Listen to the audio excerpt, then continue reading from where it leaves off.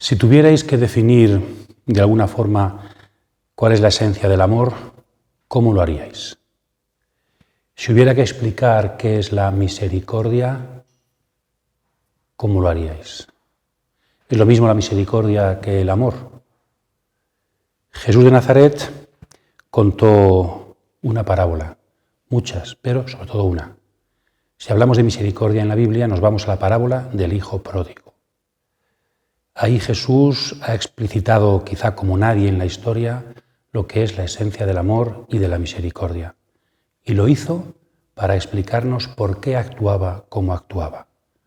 Vamos hoy a reflexionar sobre la parábola del Hijo Pródigo, sobre cómo la Biblia, Jesús de Nazaret, intenta explicarnos e implicarnos en los caminos de la misericordia. Bienvenidos.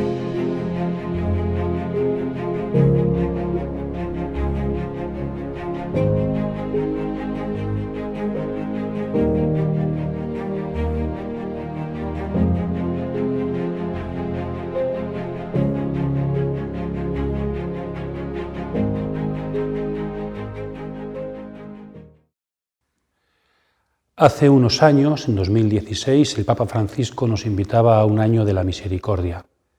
Y el lema de aquel año era misericordiosos como el Padre, una frase de San Lucas, capítulo 6, en el discurso del llano. Misericordiosos como el Padre. Y misericordia es uno de los nombres de Dios, quizá el nombre esencial de Dios. También tiene el Papa un libro con esta frase, ¿no? La misericordia es el nombre de Dios. Tenemos una dimensión vertical, el Padre es misericordioso con nosotros, que Él nos invita a compartir con los demás. Tenemos también que ser misericordiosos con el prójimo. Esta dimensión horizontal de la misericordia que compartimos, que es en segundo lugar, la profundizamos con el capítulo 10 en la parábola del buen samaritano. Para explicar la dimensión vertical, la dimensión originaria de la misericordia, como el Padre es fuente de misericordia con todos, el mejor texto es la parábola del Hijo Pródigo, en el capítulo 15 del Evangelio según San Lucas, que es lo que hoy os invitamos a meditar. Para empezar, podríamos preguntarnos cuál sería el título más conveniente para esta parábola. Siempre se ha conocido como parábola del Hijo Pródigo. Otros prefieren hablar más del protagonismo del Padre, parábola del Padre misericordioso. ¿Quién es más protagonista, el Hijo o el Padre? Otros, en cambio, prefieren hablar de la parábola de los dos hijos, porque también es importante la perspectiva del hijo mayor. ¿Cuál os parece el mejor nombre? Porque poner nombre a un relato es también comprender ese relato. Espero que al final de este vídeo pues también digamos cuál creo yo que es el nombre más adecuado desde mi comprensión actual de esta parábola. Situamos la parábola del Hijo Pródigo en su contexto, todo el capítulo 15 del Evangelio según San Lucas. Tenemos al comienzo algo muy breve pero muy importante, 3 versículos que nos dan el contexto narrativo de la parábola. Las parábolas no son dichas sin más como una enseñanza etérea, abstracta, sino que responden a una actitud de Jesús, como veremos. Yo creo que la clave principal de la parábola está aquí. ¿Por qué y a quiénes dijo Jesús esta parábola? Después tenemos una primera parábola. Bueno, él dice que les respondió con una parábola. Y luego nos encontramos con 3 parábolas. Entonces es como cuando le piden un mandamiento y da 2, Jesús, ¿verdad? Aquí con una parábola le responde. Eso nos quiere decir que las 3 parábolas forman una gran parábola y por tanto hay que interpretarlas de forma conjunta, relacionada. El todo solo está en las 3. Después lo veremos. La primera es la parábola de la oveja perdida, que está también en Mateo, y por tanto hemos llamado, pertenecería a la fuente Q, porque también está en San Mateo. Después la parábola de la moneda perdida, que solamente está en San Lucas, provendría de la fuente propia del Evangelio según San Lucas, L le llamamos. Y después le hemos puesto, por seguir un poco la trayectoria, otro posible título, la parábola de la oveja perdida, moneda perdida, la parábola del hijo perdido, que es mucho más larga, hay aquí una gran asimetría. Estas son pues más o menos iguales de largas y en cambio aquí hay una muchísima más extensión. También en esto nos dice algo narrativamente. Y esta palabra también es de la fuente L porque no está en ningún otro evangelio. Bien, pues desde este punto de vista, ahora os invitaríamos a que pararais un poquito el vídeo, leyerais el capítulo 15 entero de San Lucas, que es muy breve, y después retomáis el vídeo para juntos recorramos un poquito estas parábolas. No vamos a ir versículo por versículo, sino que vamos a hacer una serie de acercamientos desde diversas ópticas o perspectivas. Leedlo y en un momento nos vemos aquí para recorrer juntos este precioso texto del Evangelio, según San Lucas.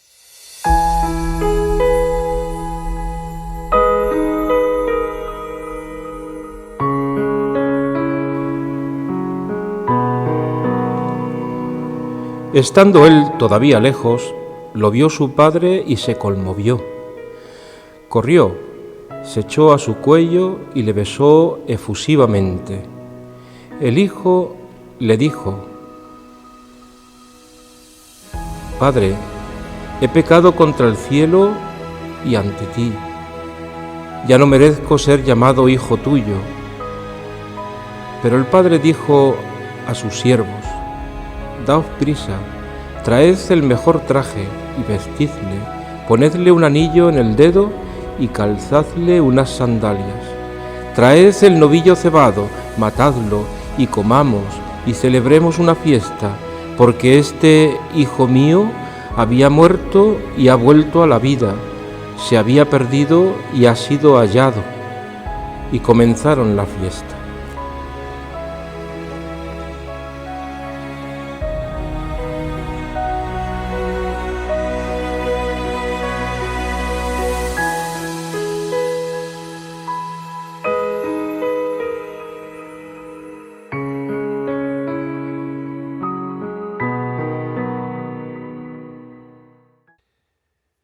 Vamos entonces a acercarnos a la parábola del hijo pródigo desde distintas perspectivas, ¿no? Como si estuviéramos lejos y pusiéramos un telescopio o un microscopio para ir mirando por dentro esta parábola.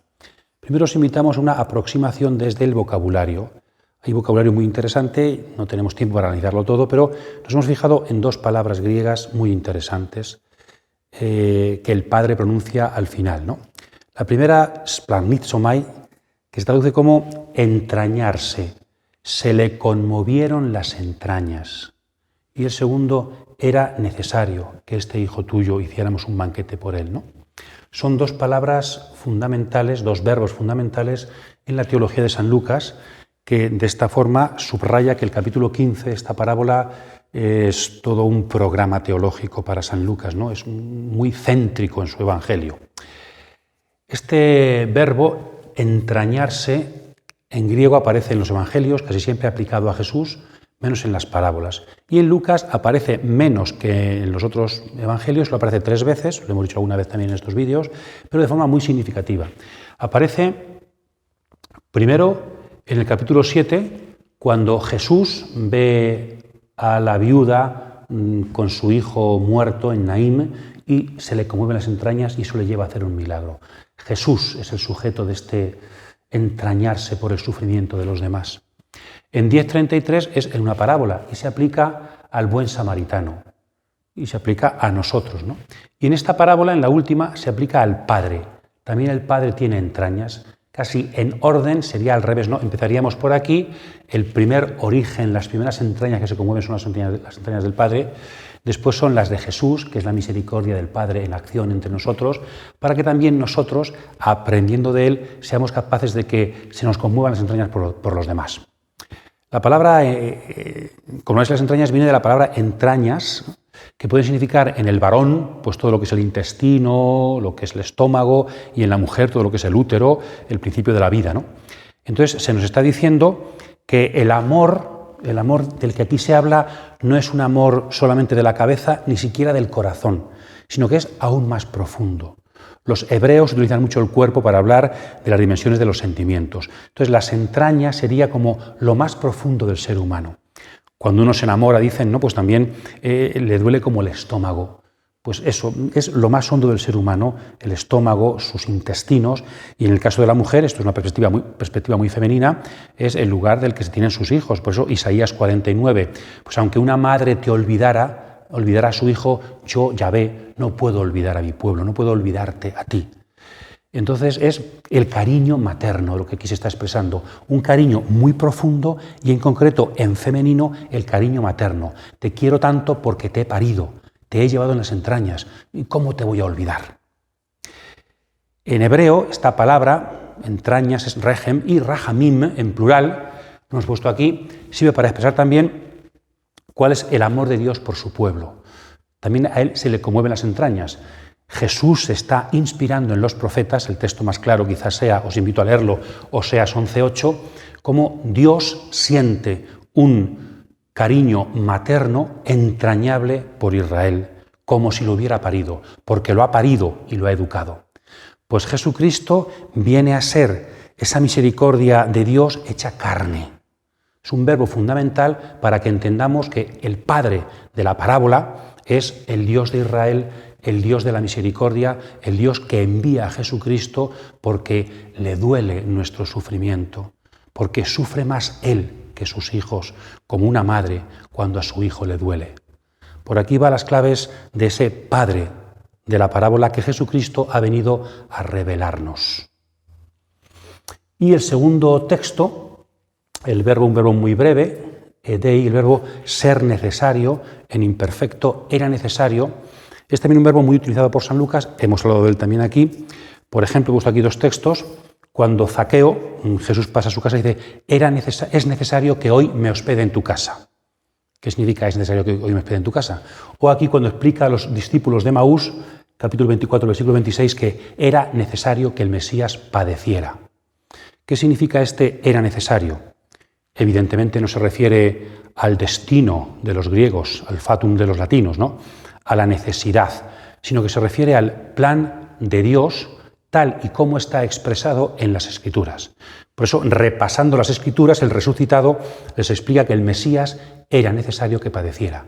O a los que no comprenden la misericordia de Dios y por qué Él se junta con los ricos pecadores, es necesario que hoy me hospede en tu casa.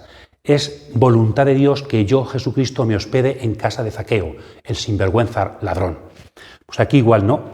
El padre tiene que explicar al hijo mayor que era necesario también actuar de esta forma con el pecador. Zaqueo y el hijo pródigo son lo mismo. Y Jesucristo es el que viene a tratar a esta persona de una forma nueva. Entonces este verbo se utiliza cuando el ser humano no entiende los caminos de Dios. ¿Cómo es posible que Dios actúe de esta forma? Pues Jesucristo viene a explicarnos esos misteriosos caminos de Dios, que tienen que ver con cómo es que la cruz forma parte, la derrota del Mesías forma parte del plan de Dios. ¿Cómo es posible que acercarse a los sinvergüenzas, a los pecadores, a los que no lo merecen, esa aparente injusticia, cómo puede ser que eso forme parte del plan de Dios? Pues Jesucristo viene a realizar ese plan de Dios y a explicar ese plan de Dios, porque quiere que lo entendamos para que lo compartamos. Tenemos, por tanto, una misericordia misteriosa que nos tiene que ser explicada como parte del plan de Dios para que también nosotros nos incorporemos a ella y nos alegremos viendo cómo actúa nuestro Dios, que es Padre, que es Madre, que tiene esos grandes sentimientos por aquellos a quienes ha creado.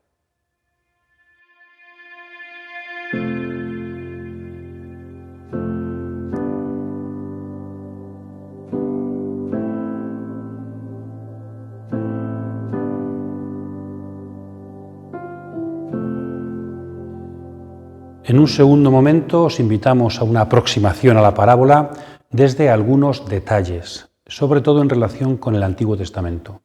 Ya sabéis, siempre decimos que el diccionario del Nuevo Testamento es el Antiguo Testamento. Las claves para interpretar los detalles del Nuevo Testamento y de la vida de Jesús están casi todas esas claves en el Antiguo Testamento. Algunos detalles, ¿no? Primero el tema de los cerdos. Cuando el hijo pródigo se va, al final se queda sin dinero, tiene que ir a cuidar cerdos.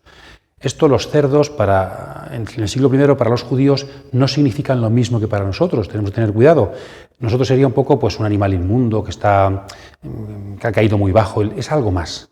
Porque los cerdos, para un judío del siglo I, con toda la legislación, hemos puesto aquí algunos textos, también en Marcos, es un animal que simboliza lo pagano, lo completamente impuro. Digamos que el hijo pródigo no solamente ha caído muy bajo, sino que ha caído en una paganización. Ha quedado fuera del hogar, que es fuera del pueblo de Israel. Ya no es un israelita. Se ha paganizado, mundanizado completamente. Entonces, desde aquí también entendemos esa perspectiva de los cerdos, tanto que ya la Biblia dice no comer cerdo, pero incluso en la Mishnah, la reflexión rabínica sobre la Biblia, nos dice que tampoco se pueden criar cerdos en Tierra Santa. Entonces, el cerdo como como símbolo de paganización, de lejanía completa del pueblo elegido y del Dios de la alianza. Entonces, hasta ahí ha caído el hijo pródigo. Después, el abrazo del padre cuando vuelve su hijo, ¿no? Que nos recuerda al abrazo de la madre de Tobías, lo hemos reflexionado aquí en uno de los vídeos anteriores, cuando vuelve su hijo, ¿no? Tenemos aquí otro rasgo materno del Dios de la parábola del hijo pródigo, ese abrazo efusivo.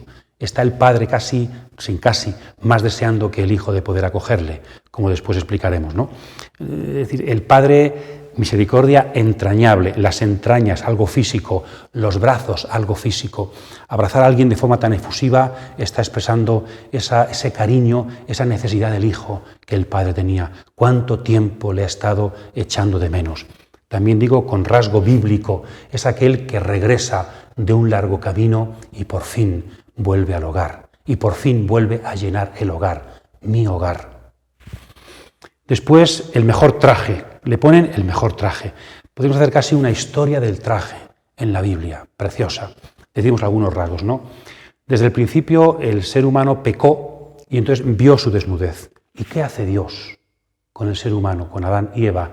Les confecciona unos trajes de pieles para vestir su desnudez, para cubrir su indignidad, para dignificar sus vidas en pecado. Los trajes del Génesis. Después, en el capítulo 37 también del Génesis, Jacob le hace un traje, una túnica de mangas anchas a su hijo José, como signo de preferencia. El traje es dar dignidad a alguien que la ha perdido, el traje es un signo de pertenencia. Después hay muchos textos, hemos puesto solamente uno, donde se nos habla del traje del sumo sacerdote. Ser sacerdote, ser convertido en sacerdote era revestirse, el traje como signo de la dignidad sacerdotal. El traje siempre expresa dignidad, amor, cercanía. Y en cambio, en la pasión de Jesucristo, Jesús es despojado de sus vestiduras, también su túnica. Es el mundo al revés, ¿no? El hijo sin pecado, la persona más digna de la historia, es despojada de sus vestiduras y en cambio los pecadores son vestidos. Casi podríamos decir que Jesús ha tenido que quitarse su manto, ha tenido que ser despojado de su traje, de su túnica, para que el Padre se la ponga al Hijo pródigo. ¿Qué túnica le pone el Padre al Hijo? La que llevaba puesta su Hijo verdadero. Se la quita al Hijo amado para dársela al Hijo pecador. Una historia preciosa del traje que vuelve a significar, como el abrazo, la dignidad de quien está en el hogar. Viene desnudo, pero en cambio es revestido por el Padre con una nueva dignidad. La importancia del vestido tiene que ver con un tipo de religiosidad. El anillo nos recuerda al tema de José en Egipto, Génesis 41-42. Cuando el faraón hace a José visir de Egipto, le da todo el poder, le pone un anillo. El anillo como signo de dignidad y de poder. Entonces el hijo, que viene desnudo, pecador, sin dignidad, es abrazado, se le pone un traje que le dignifica y se le pone un anillo, también como signo de que tiene plenos poderes en la casa.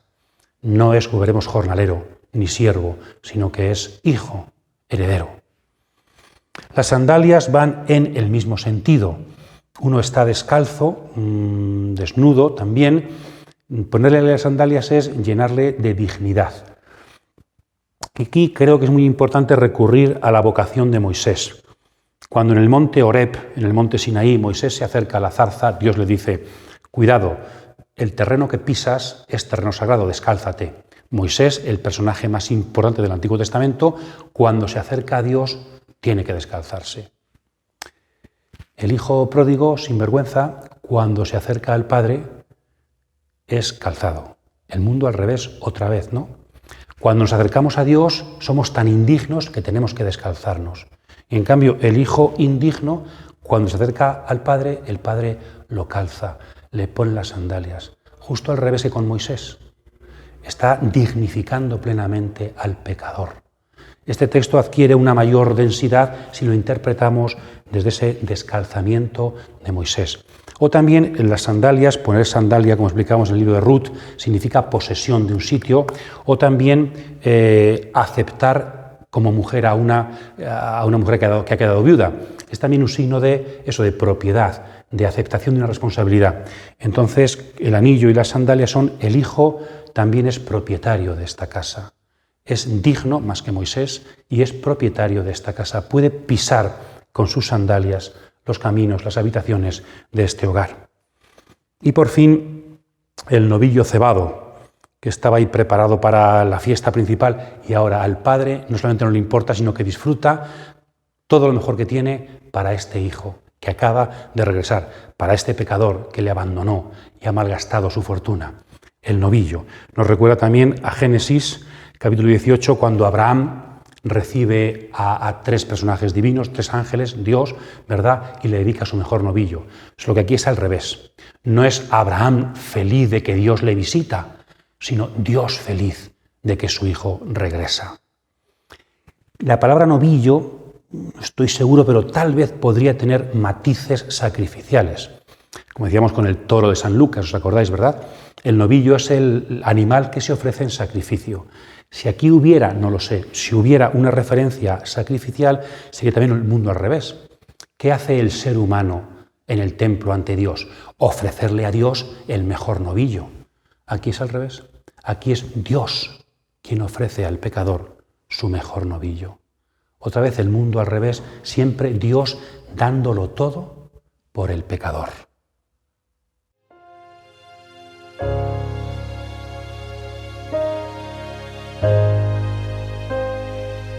Entonces se puso a reflexionar y pensó: ¿cuántos jornaleros de mi padre tienen pan en abundancia, mientras que yo aquí me muero de hambre? Me pondré en camino, iré a donde mi padre y le diré: Padre, he pecado contra el cielo y ante ti. Ya no merezco ser llamado hijo tuyo. Trátame como a uno de tus jornaleros. Entonces se avió y partió hacia su padre.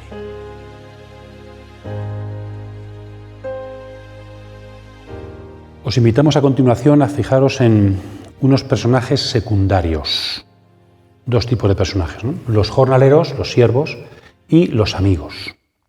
Los jornaleros sirven para expresar sobre todo la diferencia entre los que son siervos, mediadores, y los que son hijos, esa diferente dignidad. De hecho, el hijo empieza siendo hijo, pero se va de casa y acaba siendo un jornalero en tierra extraña que no tiene que llevarse a la boca. Y por eso decide volver y ser un jornalero de su padre, porque le iría mejor si fuera jornalero. O sea, sabe que no merece ser hijo y que vuelve a ser jornalero. Jornalero en tierra extraña o siervo en casa. Entonces, quiere ser un siervo y eso ya es mucho para él. Pero en cambio el padre lo trata como a hijo y los jornaleros del padre, los siervos, están a su servicio, ¿no? Entonces sirven para eso, subrayar la dignidad del hijo con su hermano, el hijo mayor, frente a los siervos que siempre están en casa. Él, aunque ha ejercido de siervo en tierras lejanas, aquí en casa no es un siervo, es hijo. También sería importante preguntarnos a veces, ¿no? Cuando nosotros hemos caído lejos de casa y hemos caído en no sé qué pecados y en no sé qué oscuridades, no nos damos cuenta de que somos hijos. Aunque ejerzamos de siervos, no somos siervos. No os llamo siervos, dice Jesús, Juan 15, os llamo amigos. Somos hijos de Dios, dice 1 Juan. Entonces, eso, estemos donde estemos, no olvidemos que somos hijos. Y por eso, aunque no merezcamos ser tratados como hijos, por lo que hemos hecho, somos hijos. Y el Padre está esperando para abrazarnos. No somos siervos. Y después los amigos que aparecen en las tres parábolas. En la parábola de la oveja perdida, cuando el pastor recupera la oveja, junta a sus vecinos y a sus amigos para alegrarse. La mujer que pierde la moneda y la encuentra también junta a las amigas y vecinas para alegrarse. Y también aquí aparecen los amigos en mis amigos, dice el hijo mayor, nunca me diste un banquete con ellos. Ahora sí se da este banquete y es invitado el hijo mayor. Es decir, los amigos sirven para expresar como la alegría del que recupera a la oveja, de la que recupera la moneda y sobre todo del padre que recupera al hijo. Son parábolas de la alegría que se celebra una fiesta, ¿no? Los amigos son aquellos que comparten con nosotros nuestras grandes alegrías. Entonces aquí también la amistad sirve para unir las parábolas y decirnos que se trata de una alegría que brota de la recuperación, de un amor que ha vuelto a ser llenado. Y en esta dimensión nos acordamos del capítulo 11 sobre la oración, cuando Jesús comparaba la oración con una relación ante Dios que es Padre y ante Dios que es amigo. También, ¿verdad? Como aquí en la parábola, la paternidad y la amistad. Dios quiere compartir con sus amigos que ha recuperado a su Hijo.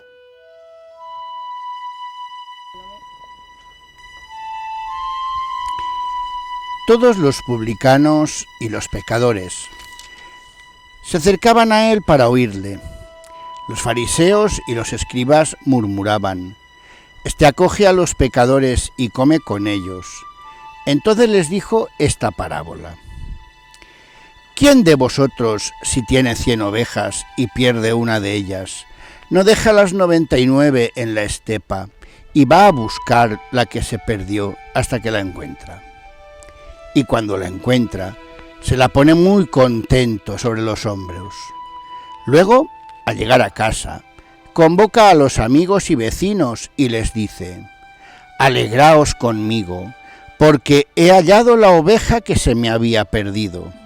Os digo que, de igual modo, habrá más alegría en el cielo por un solo pecador que se convierta que por 99 justos que no tengan necesidad de conversión.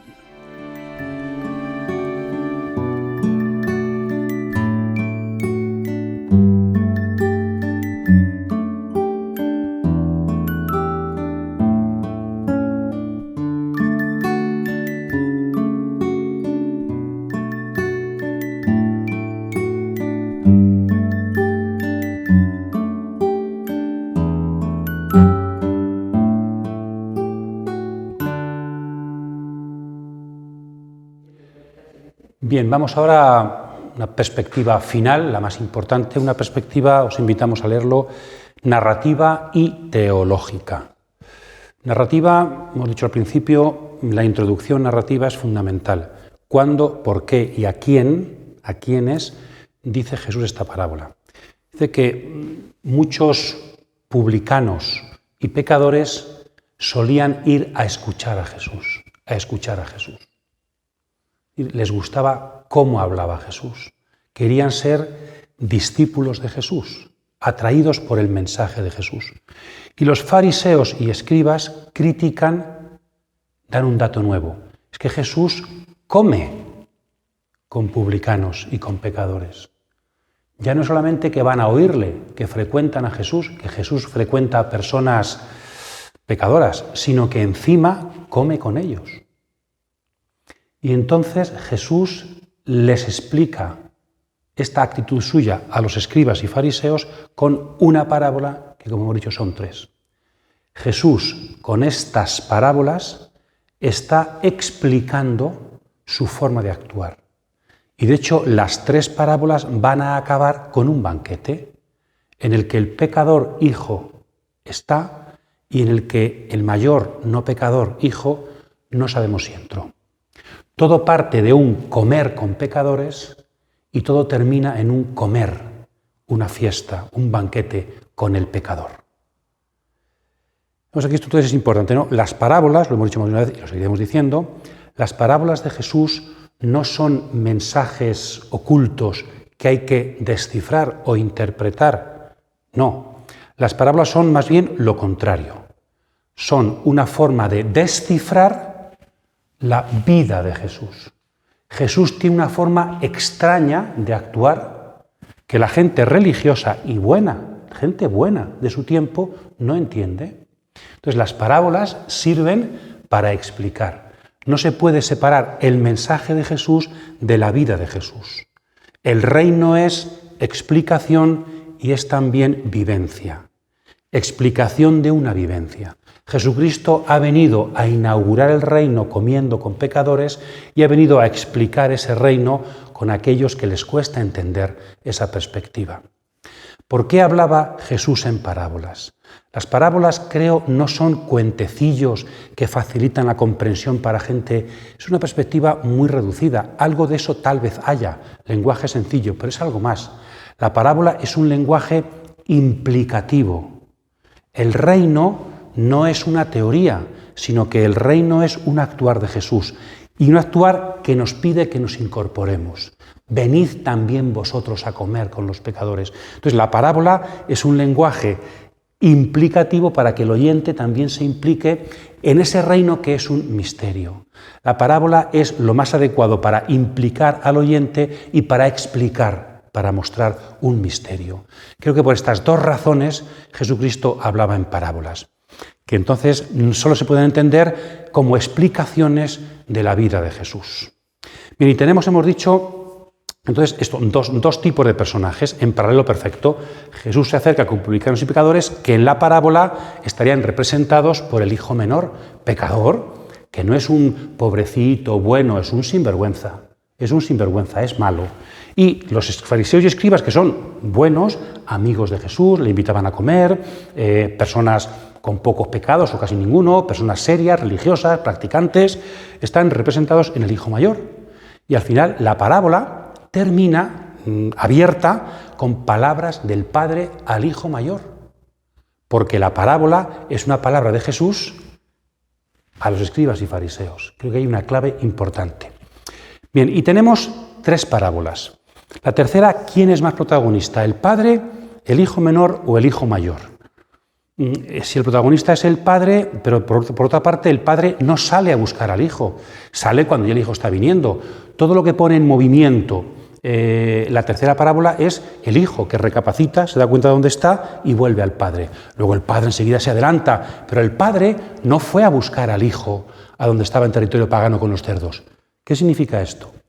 Pues creo que se explica desde lo siguiente. Tenemos una parábola con 3 momentos, con 3 parábolas. La primera parábola y la segunda, la oveja perdida y la moneda perdida, sirven para subrayar la iniciativa de Dios, la iniciativa de aquel que ha perdido algo. El pecador es la oveja perdida, el pecador es la moneda perdida. ¿Quién pierde más, la oveja o el pastor? El pastor. ¿Quién pierde más, la moneda o la mujer? La mujer. ¿Quién pierde más, el pecador o Dios? Dios. De hecho, también en las 3 parábolas hay una especie de increscendo hasta en el nivel de la simbología. La primera parábola es del ámbito del trabajo, el campo. 100 ovejas, el trabajo, se pierde una. La segunda parábola es más íntima, es el hogar, la mujer.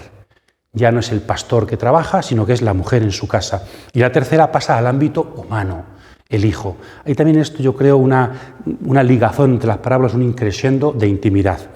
Entonces, la tercera parábola llega cuando se han explicado, se han dicho las primeras. En la primera y en la segunda se subraya la iniciativa de Dios que busca al pecador, como el pastor y como la mujer. Cuando ha quedado clara esa iniciativa, ahora se subraya la respuesta del pecador, porque el pecador no es oveja, no es moneda, sino que es persona y también tiene que implicarse. Es verdad que Dios nos busca porque es el que más pierde cuando un pecador se aleja. 2 primeras parábolas. Pero también es verdad que el pecador tiene libertad y está llamado a convertirse.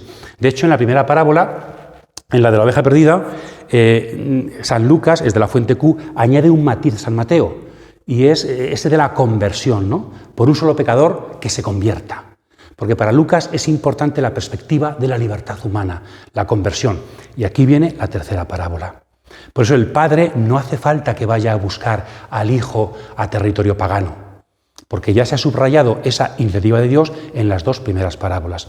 La tercera quiere subrayar la perspectiva del Hijo menor y la libertad, y esa capacidad de recapacitar, para volver, ponerse en camino al Padre. Jesucristo también ha venido a despertar nuestras conciencias de pecadores. No solamente decirnos Dios es bueno y basta. No, porque Dios es bueno y os quiere arrabiar, despertad, poneos en camino, implicad vuestra libertad en el misterio de la misericordia. Implicad vuestra libertad en el misterio de la misericordia de Dios. La parábola del Hijo Pródigo. Yo creo que aquí entendemos bien, entonces, leyéndolas juntas, cómo va unida la primera iniciativa de Dios, que es lo principal, pero también la importancia de la respuesta del pecador, de la conversión, del recapacitar, de darme cuenta dónde he llegado y quién soy, para que eso haga posible que me ponga en camino, para, si Dios quiere, recuperar mi dignidad. Dios sale a buscar a la oveja perdida, la mujer sale y barre para buscar la moneda perdida. El pecador también sale y se pone en camino para buscar el hogar que un día perdió. Y después la perspectiva del hijo mayor. La parábola podría haber terminado con todos en el banquete. Ya, igual que la moneda ha sido recuperada, que la oveja perdida ha sido recuperada, el hijo ha sido recuperado. Pero en cambio esta parábola se amplía, es mucho más larga, hay una asimetría importante, es la parábola más importante. Y la perspectiva del hijo mayor no es un añadido, sino que es una de las claves de la parábola. Es la parábola de los dos hijos. El Padre misericordioso sí, pero los dos hijos.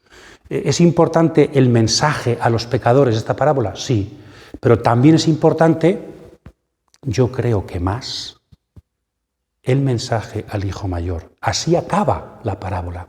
Y al principio, recordemos, es una parábola dicha a los escribas y fariseos. El padre ha salido de casa 2 veces. La primera para acoger al hijo pecador que vuelve y abrazarle y darle la dignidad. Pero mientras el banquete está desarrollándose, tiene que salir una segunda vez a la puerta de casa, a la puerta del hogar, para intentar convencer al hijo bueno, al hijo hogareño, al hijo de la casa, para que entre en el hogar, porque él no entiende. Le parece una injusticia por parte del padre que perdone a su hijo sin más. Es muy bonito el diálogo cuando dice, ese hijo tuyo, que ha desgastado todo tú, ¿cómo haces esto con él? Y el padre le contesta, ese hermano tuyo. Creo que ahí está la perspectiva clave. Si tú lo ves como un hijo mío, si tú te pones en la perspectiva del contraste, de la diferencia, él ha hecho mal, yo he hecho bien, las cosas no funcionan, llevas razón. En una perspectiva de hermanos y justicialista, pues llevas razón. Pero si te pones en mi perspectiva, serás feliz. Es que es ese hermano tuyo, no es hijo mío solo, es hermano tuyo. Y entonces si te pones en la perspectiva del Padre, vas a ver la alegría que produce que alguien a quien amas regrese. No entiendes las cosas si sigues fuera, si sigues en tu perspectiva.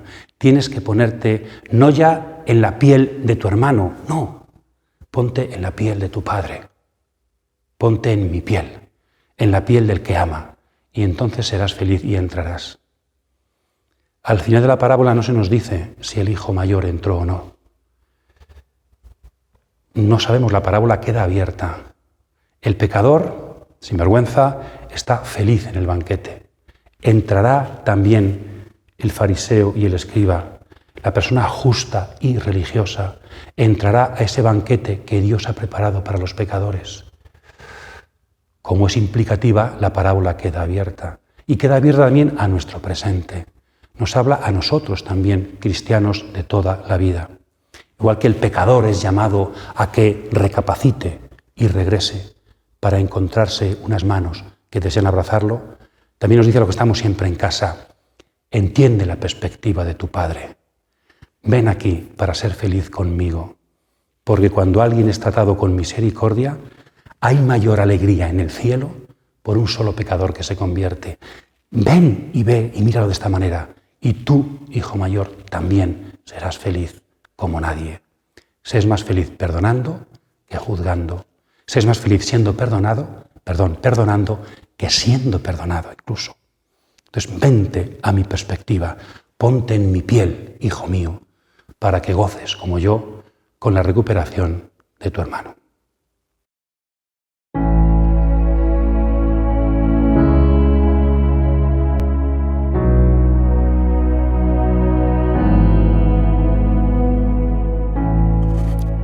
El Padre le dijo al hijo mayor: «Hijo, tú estás siempre conmigo y todo lo mío es tuyo».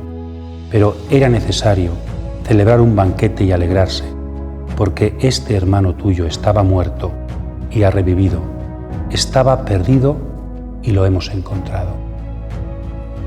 Parece que Dios quiere decirnos: venid y entrad, dejadme que se obre el milagro de la misericordia en medio de las tinieblas del pecado.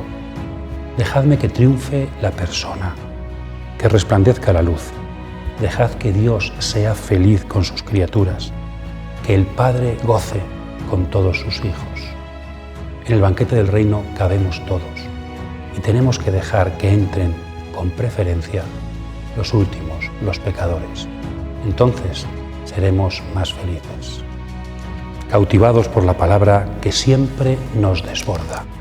Y vamos aprendiendo a vivir las claves de Jesucristo, que es la palabra hecha misericordia para transformar nuestras vidas. Feliz semana a todos.